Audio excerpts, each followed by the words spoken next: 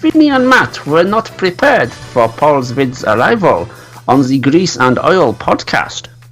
He said it. He said it. Yeah. Guys, he said it. Guys, we're back. Guess who we got, you guys? It's your boy, the man himself. The evil man. man. Literally, actually, probably not a child, the man himself. Like 40 million years old. He's old. Oh, that's assuming, yeah. Guys, we have Paul's Vids on the podcast with us today. This is the second adult we've had on the podcast, following in the footsteps of Josh Louvier. I mean, you can't really beat him, but... Yeah, no, but Paul, you can try. Yeah, Paul can try. But, yes, welcome to our horrible, awful podcast, Paul. Hello. Thank you for agreeing to come on and do this dumb interview with us. That's okay. I make dumb videos. No, man, you make... Oh, then it go hand in hand. Exactly. You make... Yeah. Your videos are pretty great. For those of you who don't know, Paul's Vids created a little video called Shed 17 that traumatized the entire fan base. Well, traumatized you in your dumb reaction video. It was a 40-minute long video about people getting turned into trains, and it was great. And it really, I guarantee I guarantee it's like one of the milestone video. I wouldn't say episodes because there's one. Oh, there's a second one, but that's not a continuous really series. I'd say it's one of the milestone videos in making people think about. I mean, because a lot of people in the community make stuff that doesn't really resonate. This resonated so much. You're gonna have people making parodies and weird knockoffs with their Roblox or Train Simulator, whatever bullshit for years. People are going to be thinking about this one for a while just because of how tiny and insignificant this entire community is. Yeah, what'd you use to make the video? The 3D stuff was the 3DS Max. Was it what? 3DS Max. Oh, okay. But I started off using Bryce, which, if you've ever heard of it, I started using it about 15 years ago, and it's not improved since. 15 years ago. Some of our viewing audience is not that old. Yeah, I know. I'm barely 15.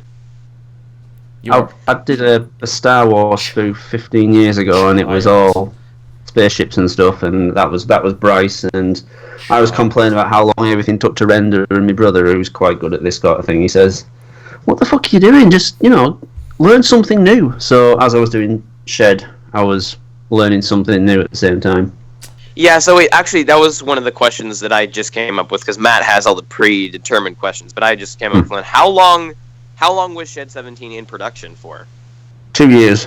Oh my god. 2. Wow. So then, is that how long it's going to take for the sequel?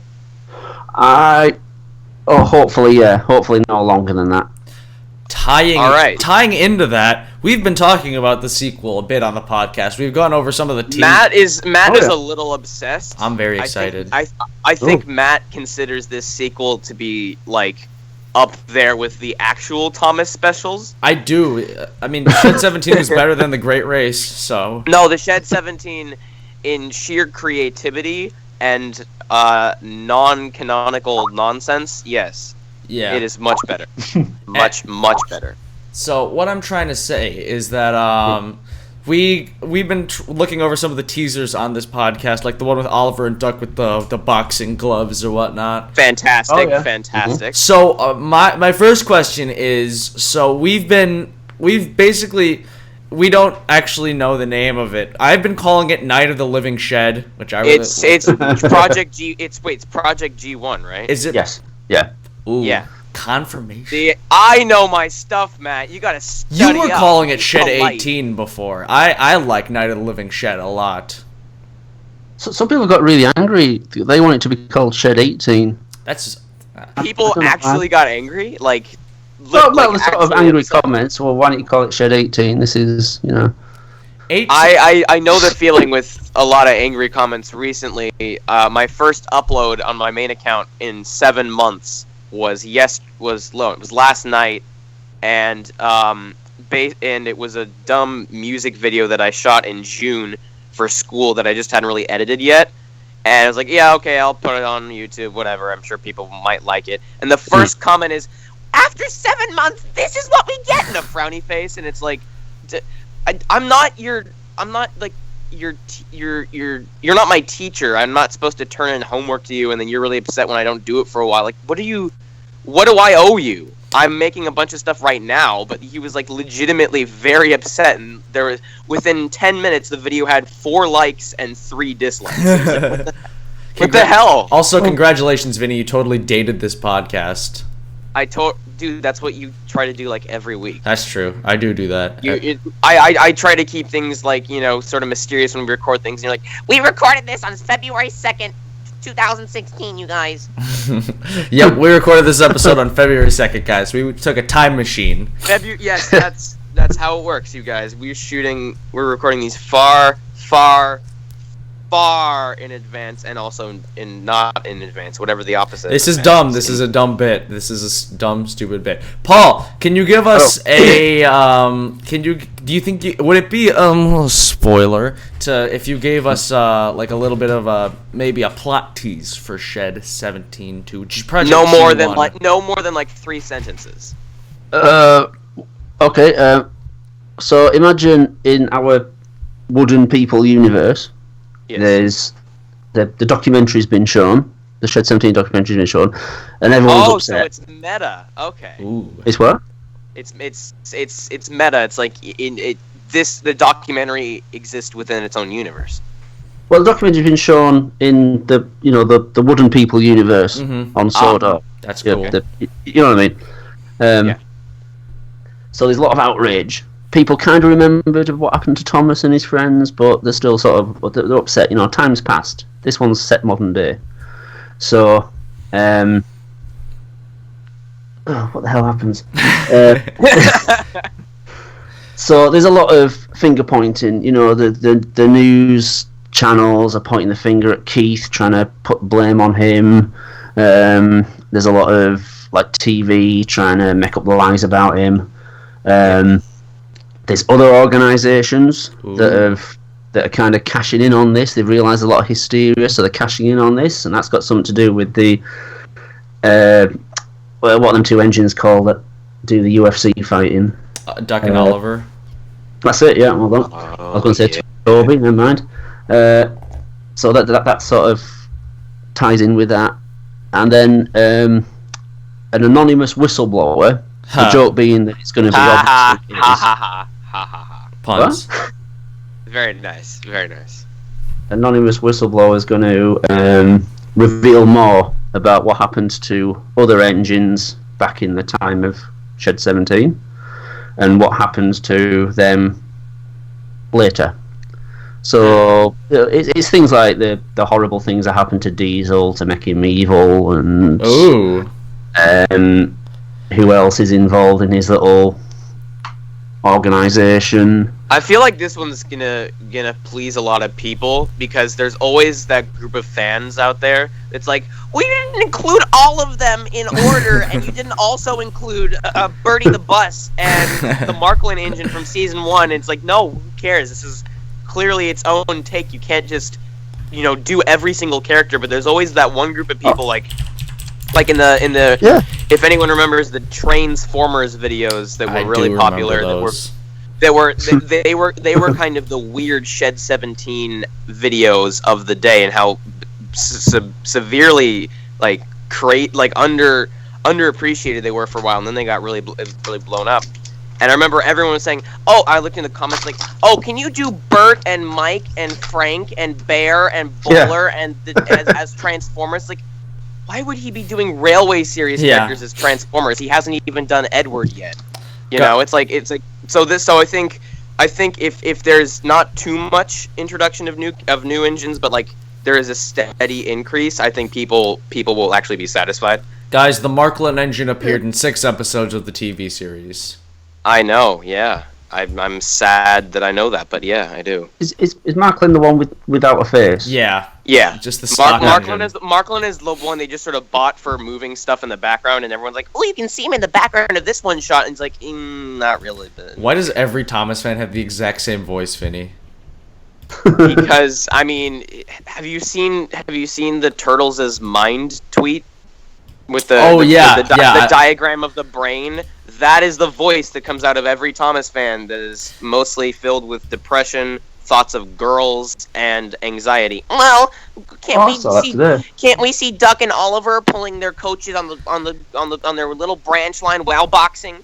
Yeah, exactly. It's no, you can't do that. This is clearly a different thing altogether. All right, going back to the subject again, Paul. You might notice that we distract ourselves from the topic. That's okay. A lot. Extremely. So, I guess where'd you get the idea for Shed 17? I mean, it's such a bizarre, out there idea. Where'd it even come from? Well, you've seen the Bertha one, haven't you? Yeah. Oh, yeah. The Bertha true story one. So I had that idea at work. I was just thinking, what would happen to Bertha if, after the series, during recessions and things, if the company, went bust or whatever, what would happen there? And I suddenly thought, that'd be a, pretty good video. So I had to go at that. Cool. But then people started saying, "Oh, do a Thomas video," and I was kind of like, I don't really want to, and. But after a while, I was sort of twiddling my thumbs, thinking, well, I'll have to do something. You gave in to peer pressure. Came up again. Do you know Thomas the Tank Moosh? No, yes. I don't know. The Australian guy. I don't know. Yes, I do know. Joseph Marshall. He I think it was part of another conversation he was having on YouTube, and he chirped up and said, "Oh, you really should do a Thomas video." And I thought, well, I'll have a go. And the first thing I did was try and make models. Now, I know I've got a lot of stick for my models, but I thought, well, these weren't too hard to build, and they look like who they're meant to be. They're not supposed to be super realistic. They're clearly just right. Yeah, no. You don't need to make them look completely screen accurate. This is a different world altogether.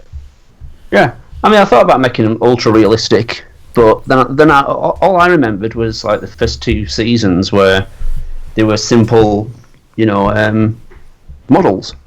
Yeah. I guess this should be a question that we should have asked before, but models. Are you a big Thomas fan? No, not really. I didn't think so. Yeah. Judging by the other work, I was like, this guy's probably just going through the lot of children's characters and making messed up videos about them. Yeah. And this one just hit. So that's what I thought, and everyone's like, "Oh, make another one right away." It's like that's not how it works. Oh yeah, I mean, I get people saying, "Oh, do Marklin in the videos and do what's that other engine I've made?" And I didn't know who these were. I'm like, what the hell are you talking about? People are telling me how my story fits in with the actual Thomas universe and things. I'm like, no, I'm not doing fan fiction. Definitely doesn't. I'm not suggesting this is a real origin story. It's just this is not the Adventure Begins rated R. Oh, it really should be. The DC Universe extended cut of the Adventure Begins. Really should be. I've realised since it's because there's all these sort of Thomas fan community people watching it, they're doing their own fan stories and everything, and they're looking at my video and thinking that's what I'm trying to do. I'm trying to, add my own bit to the canon. You know what I mean? Mm-hmm. Yeah. The fan story, and I'm not trying to do that. It's supposed to just be parody comedy. You're just having a laugh. It's supposed to be funny that these horrible things are happening to a popular kids.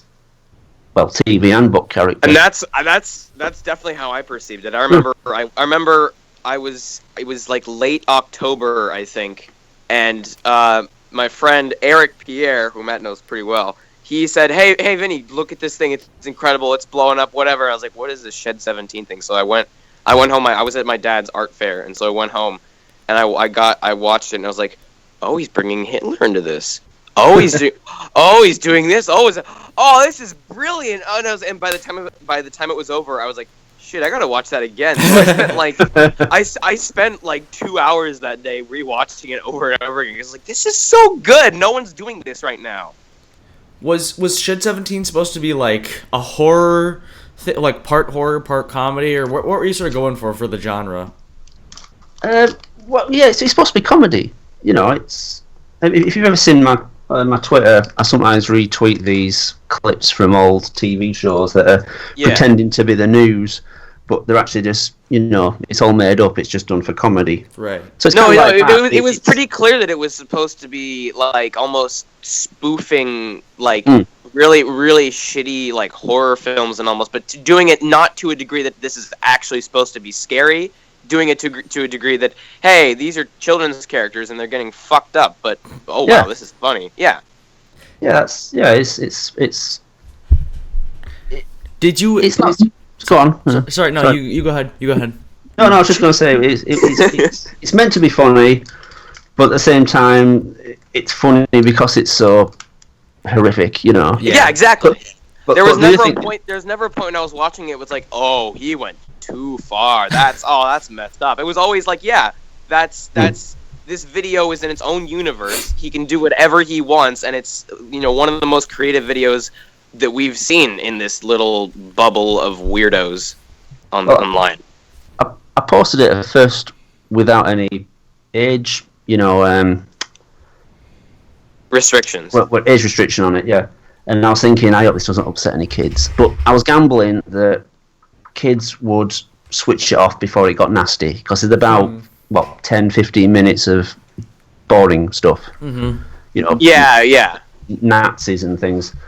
So I was gambling people would switch it off then, but then someone in the comments warned me that kids' parents have complained about fan videos before, because they've upset kids. And I thought, oh shit, I better do something about this. So but the age restriction don't do anything. You get abuse from someone called Mrs. Smith, and then you realise it's not Mrs. Smith, it's Mrs. Smith's 10-year-old kid getting upset. Yeah, right, exactly. You can only do as much as you can. I put an age restriction on it. If someone else rips it and posts it again, well, I can't really do anything about that. But did you expect Shed 17 to blow up the way that it did? No, I didn't realise there was this big fan community. Oh, there's a whole cave of little trolls. You underestimated the people with no lives. You underestimated us real bad. You really, they have the power to resurrect a duck from the grave and put it in a TV show. Literally, though. I mean, yeah, Duck, the Great Western, no joke. Was nothing until we brought him back in the TV show, and a lot of people are upset about that. But this little group of trolls is surprisingly powerful, and they definitely, most of them, I think, definitely liked your video. Yeah, well, I posted it and I waited like 36 minutes, the length of the video, and suddenly it was just comments. Joseph was on Skype. He was telling me what everyone was saying on Skype, and I was watching Twitter, and I was thinking, "Holy shit! I think I've gone a bit too far here." It was like this is a bit too popular. I mean, I know it's not viral or anything, but it's a bit more popular than I thought, and it got a bit worrying for a while. How many views does it have right now? It has 120,107. Okay, so that's pretty. That's pretty good for this group of people. Let's just for fun. I got the video open. I'm gonna read some of the comments. Let's get the live reaction from the creator here. I've collected some actually. Can I read you some? Oh, sure, go ahead. Sure, go. Yeah. Right, so this is from ThomasFan89. Can I swear? Yeah. Oh yeah. Okay. Oh you fucking asshole! You've destroyed my childhood, you heartless bastard. Now I'm too afraid to even look at Thomas the Tank Engine. I swear you're going to pay for this, so you better fix this or there will be consequences. That's a real comment? You sound like it sounds like one of the people complaining about George Lucas ruining their childhood with the prequels. There will be consequences. He didn't ruin your childhood. You didn't have a childhood, dude. That's so. That's an actual comment. No way. That's so funny. I've snapped at people before and answered them and said, like, I didn't ruin your childhood. You've had your childhood. It was fine. But then the people I'm snapping at get upset and they say, "Oh, sorry," and then I feel guilty. So I tend to sort of bite my lip and say nothing. Yeah. When people are complaining. Probably a good idea. Those comments don't even bother me that much now. Like at first I was kind of getting annoyed about that, but now it's sort of like, do you follow WWE Wrestling? No, I do not. Okay. No, not really. All right. So the big bad guy in that was this guy Triple H, and he said, when the good guys go out and they get cheered, they think, yeah, I've done a good job. When I go out and I get booed, I think, yeah, I've done my job. So when I get comments like that now, So it makes sense. So yeah, you're the bad guy here. I've done it right. Yeah. That makes sense. No, that makes sense. Let's see. We've got one here that's from Nagy Mark Gaming, and it's that's great. Fuck you, go rot in hell. and then a bunch of angry emojis. Yeah, I've got it in front of me. Oh my god. There's another guy asked, Paul's vids, is this meant to be taken literally, or is it just theory? What? Oh yes, because It's this Thomas is, the Tank Engine. this is an actual historical documentary about science and biomechanics. Yes.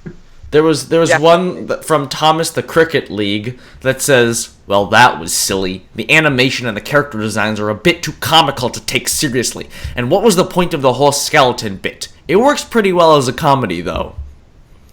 Well, then why are you complaining? I think that. that's I think the it, then. point He's just got the point. whoo went Yeah. over their head. See that? Whoo over your head is gone. It's gone, Yeah. baby.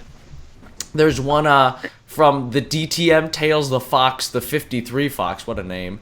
Do you What? know? Wow, that's exceptional. That's almost as bad as Mr. Conductor fan. Jeez. Do you know you're making so many dangerous act ever? Are you breaking the rules of YouTube? Is this video?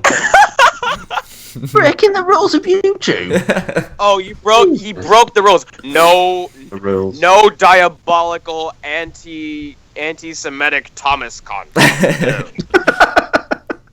This is simply preposterous. The Church of Sodor would not agree. No, most blasphemous.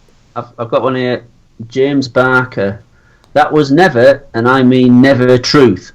And I don't believe everything about it. And then another comment straight underneath.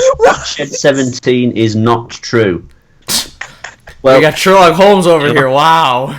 Whoa, I should have just answered him back like, it is true. It all happened. It all happened. Like Harrison It is Ford true. from Look, The Force look at Awakens. They're It's true, reporting all about of it it. right Yeah, now. it's all true. Yeah. But Paul's vids is time to stop right now. That's Luan Gamer. Oh, Luan Gamer Thomas. Paul's vids is time to stop right now. That sounds like a really bad PSA. Paul's vids. It's time to stop. Now is the time. Please It's time stop. to stop. Do you guys remember Teletubbies from when you were a kid? Oh, yeah.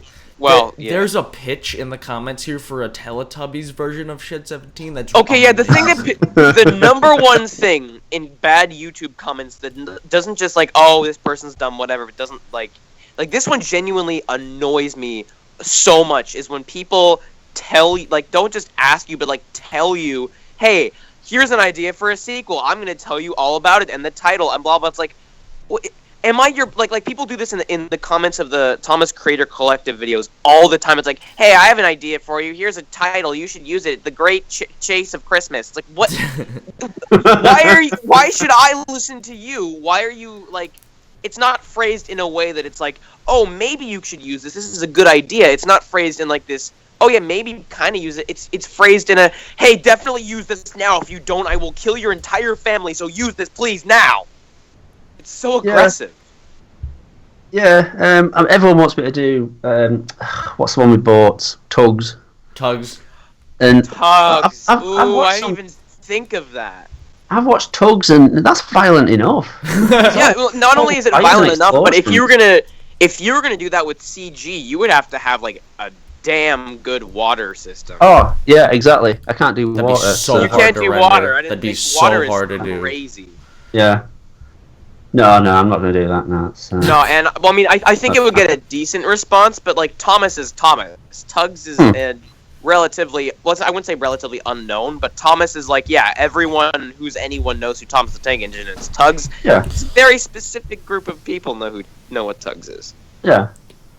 Okay, that's it for the comments because I don't even want to hear. No, one more, do one more, I've got- please. I've Please, got one one. more. Yeah, Paul, one more. Yeah, Paul, one more. This is from Railroad Nut 844. Oh, he's already determining the fate of this comment just by his name. Yeah. You is one messed up motherfucker. Your ass need some fucking help. And he's managed to spell none of it right. Apart from you and help. Railroad nut. That's a Thomas fan who's also a bit gangster. I can tell. He's cool. He's cool. He's hood. Yeah. He's straight So up. lit. Totally lit. Straight out of Vickerstown. For those of you who don't know, lit means cool or fun as a reference to marijuana. Yes, thank you for that really close microphone thing there. You're welcome. Congratulations. Congratulations. You win. You win. Congratulations. Paul, so at the end of Shed 17, we see a ship underneath... We see a shed. Yeah, I was going to say that. We see a ship under the water with a face, and he's screaming real loud, and he looks like he's in some distress. What was that about? Oh, that's that Italian cruise liner. The one that... Okay, called? I kind of figured, but I wasn't too sure. Yeah, so the joke is that they're still going. Sorry, I'm just watching... Costa Concordia, that was it.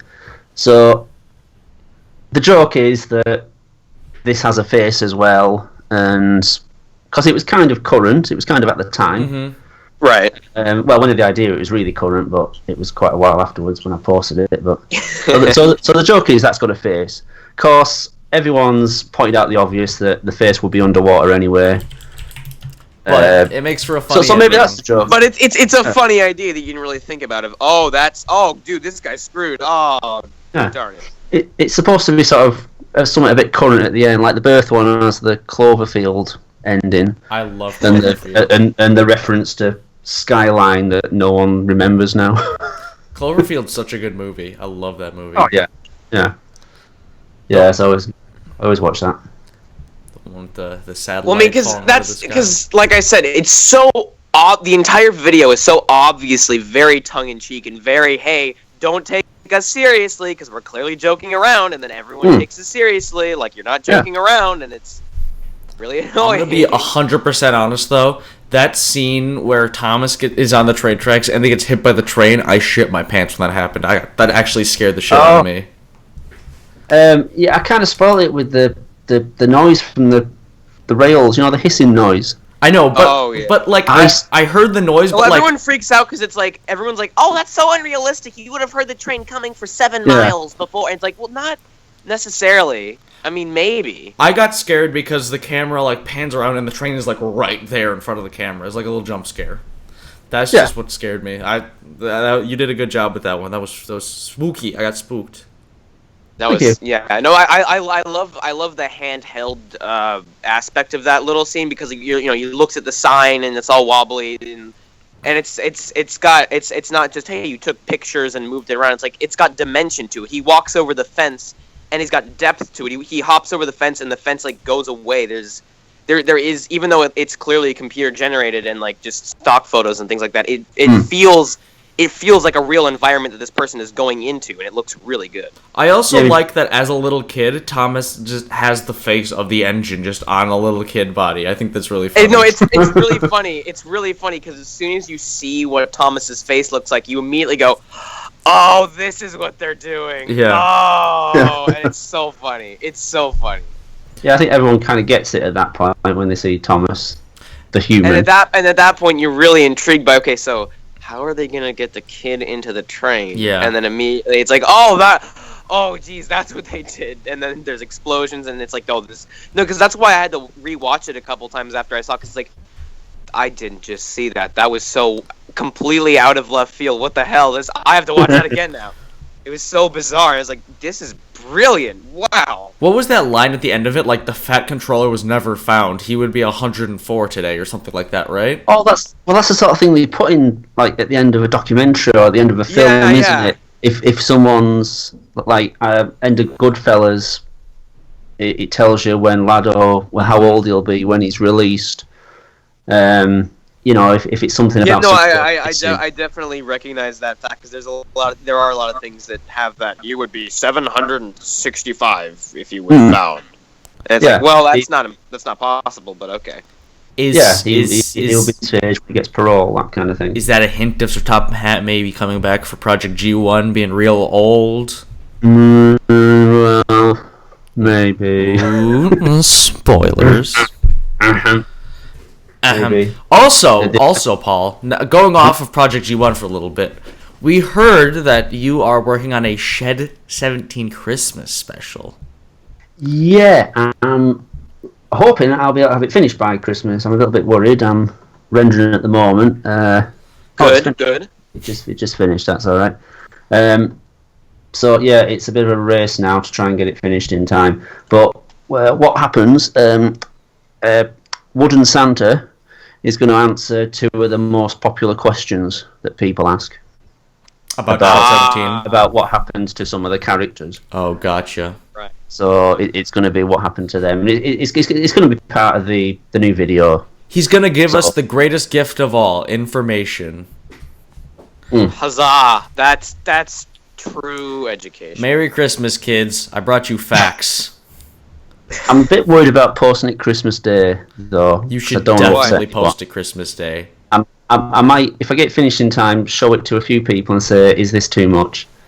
And maybe leave it till the day after. I feel like if people know that it's Shed 17, it's the guy who made Shed 17, they're gonna come in with a predetermined sense of, hey, this is gonna be a little weird. This If might they be a get little upset, too they can go to intense. their safe spaces. It's fine. Yeah, Post it on exactly. Christmas Day. I'm pretty sure anyone who knows, anyone who doesn't walk into it blindly, is gonna come in with some sort of with some sense of, hey, this is gonna be a little iffy. And if they come into it blindly, then that's a Christmas to remember.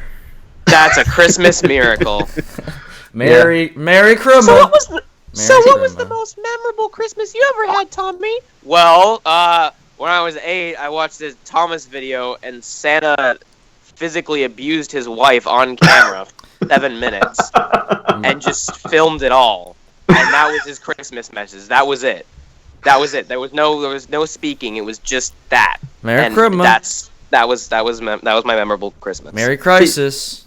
The other problem is, Merry Christmas. I could do something horrible to Diesel or James or I don't know, Toby or someone, and no one, and this one person wouldn't care. But then if you do it to their favourite engine, say if that's Percy, then they'll be up in arms about it.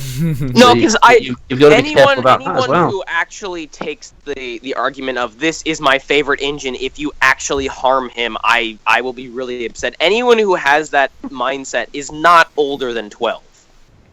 There's no way. Yeah. Yeah. Either they're very older easily people have like triggered. famous favorite engines, but it's not like, oh wow, I haven't seen Toby speak in 2 episodes of the TV show thus far. I'm writing an angry letter to Mattel. Angly, sure, whatever. Angly. Draw lots of right angles on that letter. Yeah, Angly. I love geometry. I can tell. It's the only math that I'm good at. All right. I hate math. Let's see. You got another question, Matt? I did have one, and then I totally forgot about it. Let me. You do some witty banter while I try and think of a question. God damn it, Matt. Okay. I used to be good at improv. Now I haven't done improv in a while. Okay. So, Shed 17 is that exists. Paul, what? Okay, here you go. What TV Thank you. shows did you like to watch as a kid? I know you didn't like Tom. There you go. That's a Hank good Aaron. one. No. Did you like? I remember Thomas starting. I was a kid when Thomas started, and I was a big fan of it then. And I think I only saw 2 seasons. There was like I believe it was a 6-year hiatus, or 5 or 6 year hiatus between seasons. So there was definitely when the 3rd season came out in the early 90s, there was a whole new generation of kids that were into it. Oh right. Oh, I never saw that then. No, because season 2 was 1986, season 3 was 1992. Oh, maybe I only watched 1 season then. I mean, I've gone through episodes trying to find clips and stuff for the videos I'm doing now. But yeah, so I was a big fan of it. I mean, I taped them all. I recorded them all. We had a thing back then called VHS. Oh, really? I recorded them all. Never heard of it ever. Yeah. Wow. So crazy. I was already familiar with like Henry getting walled up and Flankipper, things like that. That's when I was making Shed, I was a bit shocked to find out they were doing it all with computer graphics now. I didn't know about that, so I was kind of like, oh, okay. The models got way... I mean, because they've been doing the show consistently. They didn't really take any breaks No. From that point, from 1992 until, like, 2008 is when they did the last model series. And then they're like, okay, we're going to make it all CG. And everyone hated it when it came out. It was awful. And now it's really pretty and amazing. Now the animation has actually gotten to the point where it's like, hey, some shots actually look like real life. What do you know? Mm-hmm. It's occasionally. It's hard to do with computer graphics, though, because with it being transport, it's always moving. So you've always got to have constant backgrounds moving and things. Birth is easy because Birth is in the same place. Eh? They have so many environments and so many stations and buildings and everything, and people get kind of upset now because they have this one countryside set that looks exactly the same, and it is kind of annoying that there isn't like a different countryside, because there's like the majority of this island is countryside, and it's this one set over and over again, and everything looks the same, and there's no like, you never really see, unless it's specific to the location, it's more industrial. If it's the countryside and you're like on a big hill and you look out, there's no towns or anything. It's just trees, like it's like you're Christopher Columbus looking over like the new world for the first time, and there's no civilization anywhere, and it's really weird. I'm just letting Vinny talk about this because, full disclosure, I don't watch the TV show, so yeah, he knows what he's talking about. Oh my God. What? Oh my God! You don't watch the TV show? I mean, I don't Matt watch. Matt only I don't watch watches it anymore. the movies. I watched the live action TV show, and I don't watch the new series just because I hear it's good, but it just doesn't really interest me. There's some things that are very good in it, and there are some episodes that are so ridiculously poorly made. I don't know how it slipped through. Most of them, it's usually Mattel needing something because Mattel. I guarantee there's some sort of contract that the writers have where you cannot have a full season of good episods. There has to be at least 2 episodes that are complete shit. 3 shitty episodes a season. That's our mandate.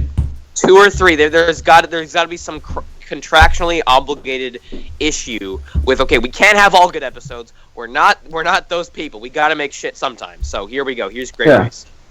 Am I right in thinking they invent new engines? Yes. There's engines that aren't in the books. Absolutely. They just invent so many new engines. They've been doing that since 1998.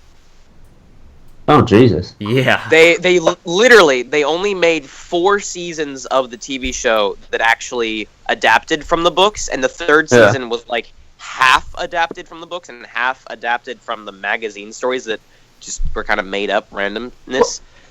What are them freaky ones with the 2 faces? Oh, Mighty Mac. Or no, the Culdy engines.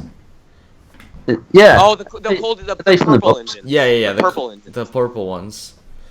Man. I don't know if they're going to bring those into the TV show now, because back then their argument was that they weren't going to make so many tiny models.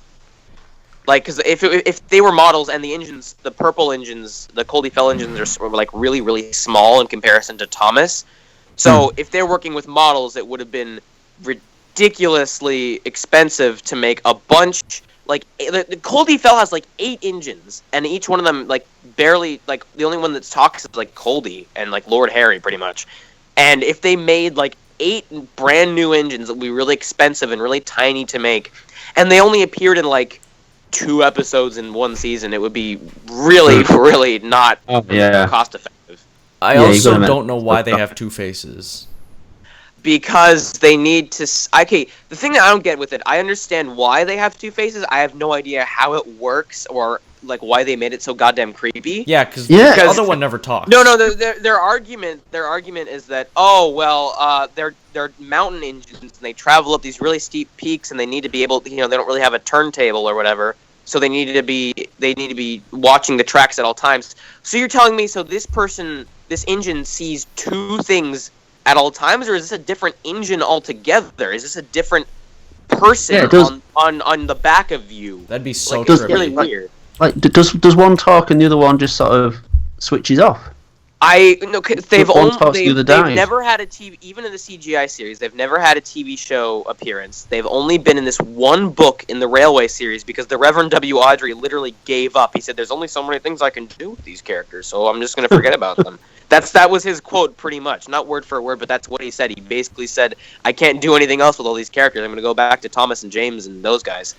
And basically, there's... The characters really don't speak at all. The only ones that speak are the ones on the front of the engine, and then every couple illustrations in the book you can see. Wait, what the hell is this face on the back of them? They never mention the fact that, hey, these guys have two faces and it's fucking creepy as hell. And it was funny because last year everybody got super excited because Caldy got reintroduced. His wooden railway model got reintroduced. And they're like, "Oh, they're bringing him into the TV show." Yeah. No, of course not. That's what they do. They just introduce new toys that kids don't know about. I mean, good lord, they've been making Caldy toys since 1996. Yeah, we've had D199 reintroduced 4 times. D199 has been reintroduced like 3 or 4 times by now. And still never had a TV show, never had an appearance outside of their book from literally 1964. Mm-hmm. Man, D199, what a guy, what a character. So Caldy, is that like a mountain area on Sodor? Yeah, Caldy Fell is the mountain, and so they named their main engine after it, just Caldy, I guess. I have no idea where Awdry got these weird names from. Also, I don't like. How would you feel if you were the other engine? If you were one of the other engines, and like you had to talk to the main one who was named after the railway? Like, don't you think that you'd get a big head if you were named after the railway a little bit? I mean, it's the same thing with like the Skarloey railway engines. Skarloey is the main engine there, and then you've got like 10 other little engines that have a lot of other weird names like Peter Sam and Sir Handle and Mighty Mac, and it's like, why? How does this engine not have a ridiculous like inferiority complex? Okay, so in Sudric, which is the native language. Oh, I'm pretty sure that's where Skarloey. Isn't it? Wait, isn't it like lake or something? Yeah, lake, and then Skarloey is lake, and then like Caldy. Holy water shit! It's like waterfall in the woods or something. Caldy means companion of God. God damn, really? What a fucking awesome name! Holy shit! Companion of. I wish the people at Mattel knew that. So it's like, if they still had the wooden character cards, it's like, fun fact: Caldy is a religious prophet in the form of a train who's got 2 faces and is painted purple for the Lord. Paul, we're really bonding here and we're having a good time. We're having a laugh. But if you don't put Caldy in Project G1, I'm gonna flip out. Matt is going to flip his shit because Matt is the biggest Caldy Fell fan because he's definitely read... Have you even read that book? I have read that book, as a matter of fact. Oh, you have? Really? Yes. Oh, wait a sec. I've got I've got a list of engines people want to see. You better put Caldy on the top of that list. I feel like you wouldn't necessarily need to make a 3D model of Caldy because he's so insignificant in the grand scheme of things. But if you made some sort of joke about like, oh, here was one of our rejected engines, this one, grew a second face, and we had to terminate him immediately. I'd be so happy. I could die in peace. People would be really happy. You wouldn't even have to show him. You would just have to mention his name and say, the Caldy engine was a side effect. It grew a second face, and we had to put him to sleep. Yeah. Wow. I'm just looking at this guy's designs. There's at least one person who draws all these engines, like from sideways on, so you get a good idea. Yeah. But I mean, Ernest, Caldy, Patrick, Wilfred, are these all engines? Yep. They are all... Yeah, they Awdry, for whatever reason, made the Caldy Fell Railway have like 8 or 9 engines, and nobody knows anything about them other than Caldy and Patrick. Caldy and Patrick are the only ones that actually like spoke and had a character. Patrick was very stuck up, and his name was Lord Harry. So he's like, "Oh, I'm a lord," blah blah blah, and then he fell down a fucking mountain. No, that was Godred. Godred fell down. Oh the no, mountain. sorry, you're right. Godred fell down a mountain, and then he actually there's another very Shed 17 like story. Godred was a stuck-up engine. He fell down a mountain, and the railway didn't have enough money or time to repair him.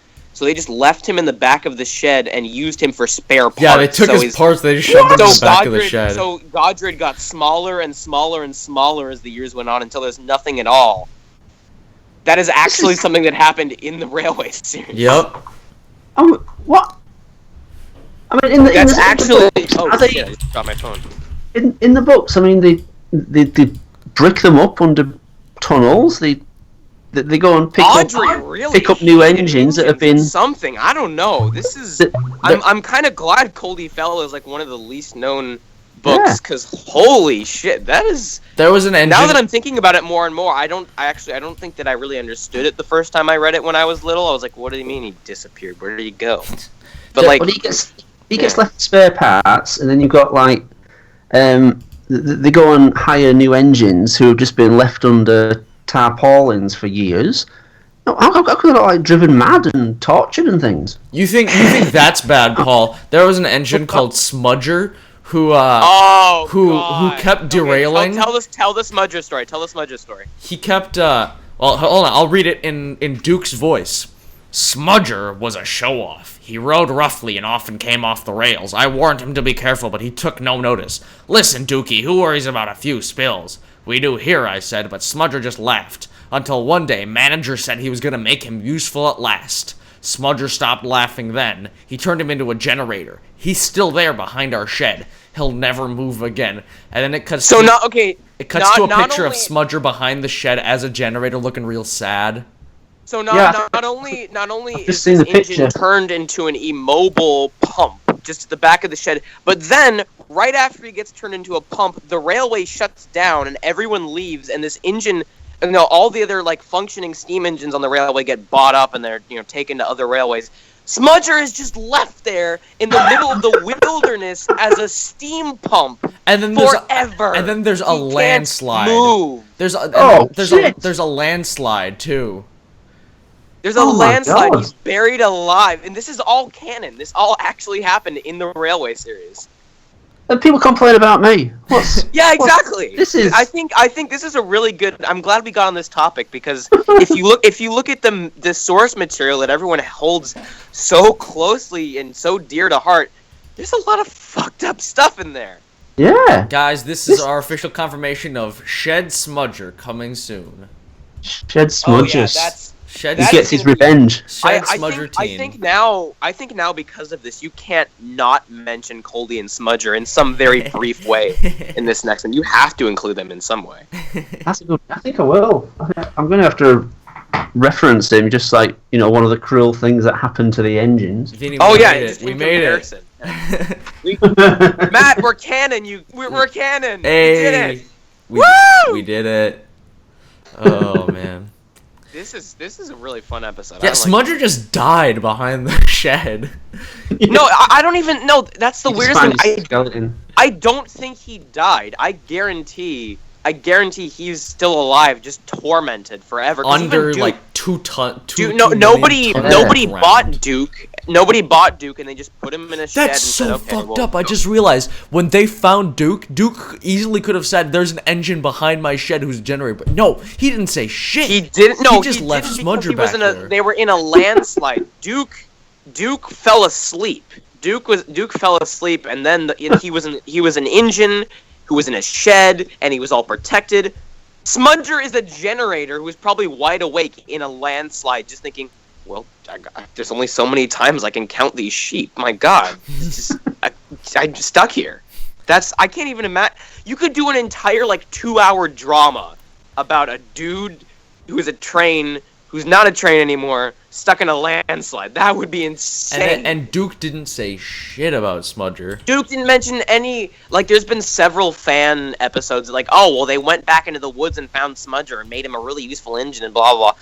They've never mentioned him again, and I feel like Mattel is going to try to avoid that because they're like, okay, we're making our own happy, bright, colorful, whatever. And then again, oh my God, wait, they're trying to avoid all the weird stuff that Audrey wrote in the past, but literally just this season, an episode that came out this year, they discovered an engine that was left on a siding for like 70 years. Mm-hmm. Glenn. They made an episode finding Glenn, and god damn, they're still making fucked up content to this day. They never stop. They've perpetually been making messed up content that, if you even slightly think of the implications, will scar these kids. My god. The version of Smudger in the Railway series, Stanley, he was turned into a pumping engine, which isn't much better, and then he was moved to a mine, and then the mine flooded with Stanley still inside the mine. Oh my god! Jesus. Well, did he drown? Did he breathe? He fucking drowned. He obviously didn't treat them like people. He put them in he bricked them up and put them in tunnels. All he and literally the only thing he did was he was arrogant. That's it, and he drowned to death for being arrogant. That's like if James just went one step too far and they just sort of like put him in a pit of molten lava and just slowly watched him melt. You've been reading my script. Oh shit. Sorry guys. Spoiler. Well, now he's got to rewrite G1. Project G1 is officially canceled now. I'm sorry you guys. I totally messed this up for you. We're going to now switch over to Project CS, Project Caldy Smudger. Oh yeah, a Coldy Smudger buddy cop movie on Sodor. Ooh, that's good. Starring Al Pacino and what's that guy's name? Robert De Niro. Robert De Niro. Yeah. Funnily enough, neither of them are Caldy or Smudger. Featuring a cameo from Burt Reynolds as Godred. Right. Yes, Burt Reynolds is Godred. Excuse you, his name is Turd Ferguson, actually. Okay, fair point. It's a joke from Saturday Night Live. Okay, wait. Okay, so what other really messed up things did Audrey do? Now I'm on this tangent. I can't. I know there's a lot of really messed up stuff. I'm trying to think what other really weird things happened. I mean, he never wrote stories about drowning animals or anything, did he? So he must think less of them, the engines, than he does of humans or animals. I think with like Henry being bricked up in the tunnel, it was more like situational, like comparison to like a parent telling their kid to go to their room. But then the literal manifestation of that in his story is locking them, bricking him up, and shutting him off in a tunnel, and literally, manipulating the railway line so that it avoids them. So that's really less, punishing their child by go sit in the corner for 10 minutes or whatever. That's like punishing their child and then ordering the city that they live in to pave a new road away from the house the child is in, and then abandoning the child forever. There was another messed up thing is there's a ballast truck called Scruffy, and he got pulled up. Oh, going to Scruffy. So Scruffy was an asshole, and so he was basically like he was making fun of the engines, and so Oliver the engine literally made a plan to pull Scruffy apart, and and he successfully pulled his body apart, and there's like fragments of him scattered all over the place, and they rebuilt him. In the TV show, they rebuilt him. In the Railway series, they scrapped him. Wait, really? Yeah. Okay, I didn't know that. In the Railway series, they actually just sort of killed him off. It's so fucked up because in the illustration. Oh wait, no. Douglas destroyed a brake van. Yeah, Okay, no. In the TV show, it's actually more messed up because in the TV show, okay, so there's this brake van that's kind of a douchebag, and Douglas is helping James up the hill. And the brake van, James isn't going fast enough, and there's a lot of pressure built up, and the brake van smashes into pieces.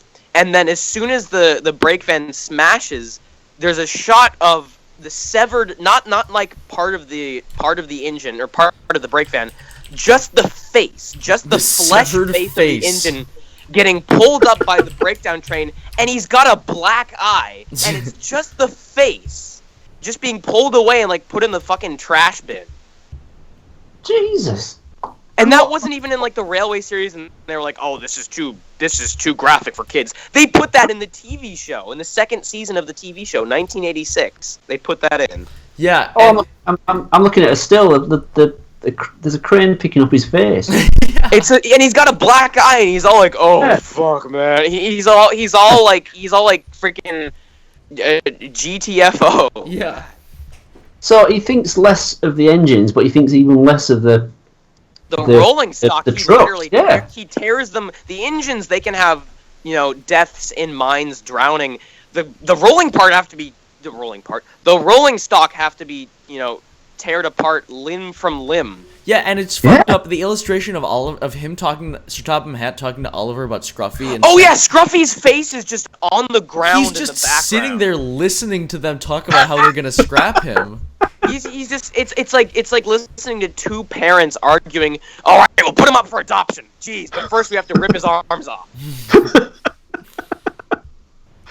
Oh no! It's messed up. About the trucks. I forgot about the trucks. They get smashed up a lot. Yeah, they do. No, the trucks get smashed up a lot, and they're like weird. They're into kamikazes. They're like torture porn. It's like why? It's really weird. They're into those they enjoy kamikaze. You're right. Wow, Vinny, you know what I realized? We just brought this episode back talking about Scruffy again. Oh my God! Two episodes ago, we were discussing Scruffy. The entire episode talking about Scruffy, and now we're talking about him again. And we didn't even bring up the fact that it was totally messed up. We were just talking about his merchandise. Yeah. What the hell? Oh, and okay, so there's an episode called "Put Upon Percy," where Percy's shunting some trucks. No, do talk about Put Upon Percy. So, Paul, this is another messed up thing. Percy's just, hanging out, working with some trucks at the coal mine, and so some trucks are stuck. They get stuck on a piece of mining equipment at the front of the mine, right? And so the driver's like, just give them a push, they'll be fine. And Percy pushes them. Percy shoves them, and they go flying down the mine. They hit They hit a support beam. And the deep mine inside the mine, and the whole mountain collapses on top of them. And so the entire trucks are mine, just not stuck just in the mine. mountain and the huge cliff and everything that's inside the mine, the entire outside of the mine with all the workers and everything. There's a huge avalanche. Yeah, here, Paul, I'm putting a picture in our group message that shows the trucks just being buried in the mine. Percy and his driver and fireman find a tarp, and the tarp sort of saves them, and they get dug up. Yeah. That's like hours later. Think about all the workmen at the mine that were completely murdered on screen. Yeah. And it wasn't even an Audrey story. This was a story written by Britt Allcroft in 1998. And the trucks just die in the mine. The trucks just die. The people just die. Percy and his driver suffocate. They're near death. They're in the coal for hours. Oh, and then the episode after that called Toby and the Flood. Toby almost goes. Toby in the flood. Oh my God. Toby almost goes over a giant waterfall and dies. He's this, and his driver and fireman too. You get back then.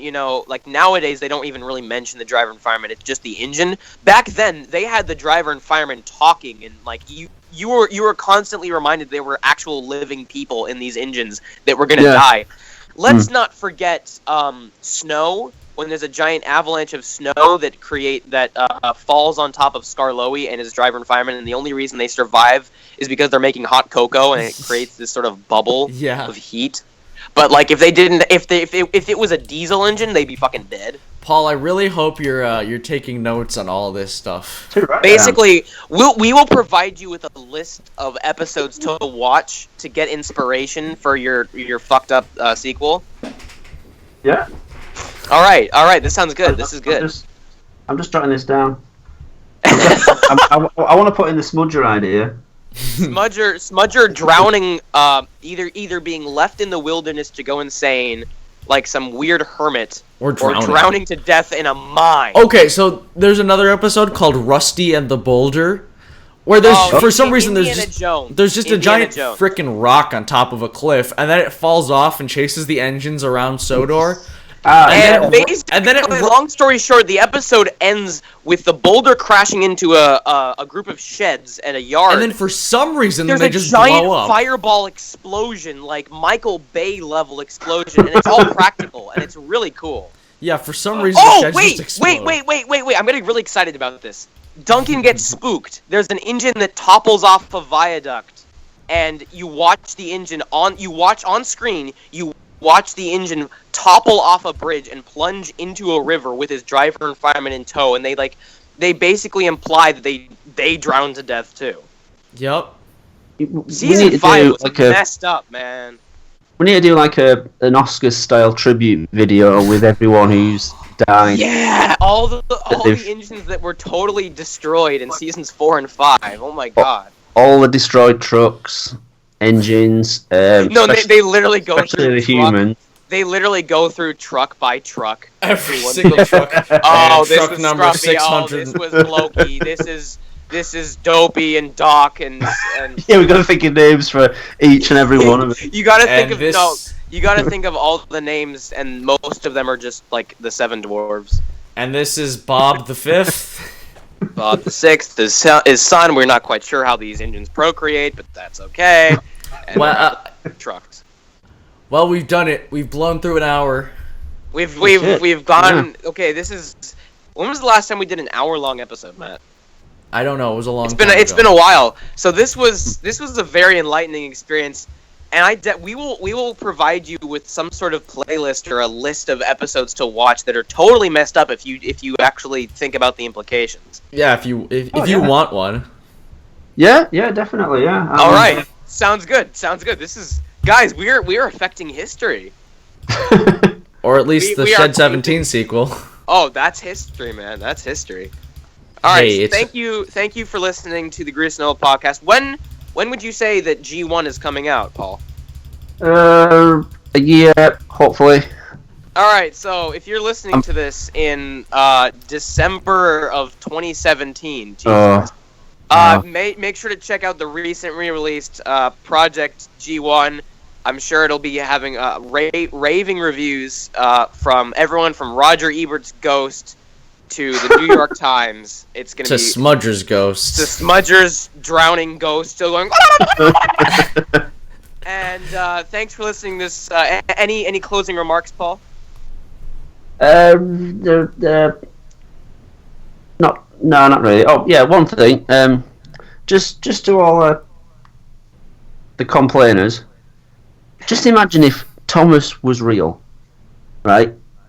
He's got a giant face the size of a tractor tire, and when he comes up to you and he says hello, his mouth is the size of your front door. Isn't that the most terrifying thing you could ever think of? Without even perverting it at all, it's already. He's got this weird dead flesh metallic face. If he wanted to, he could totally gobble you up if he wanted to. Who knows where that would go? But he could eat you.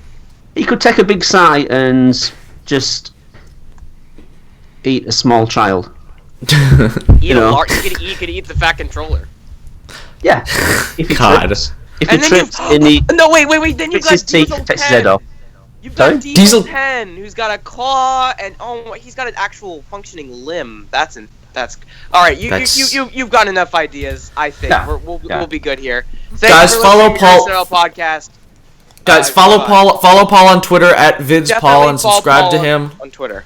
Links, all that stuff will be in the description below. Thank you guys for listening, and thank you, Paul, for coming on the podcast. We really it was an honor. It was an honor, sir. Thank you very much, and thank you for watching.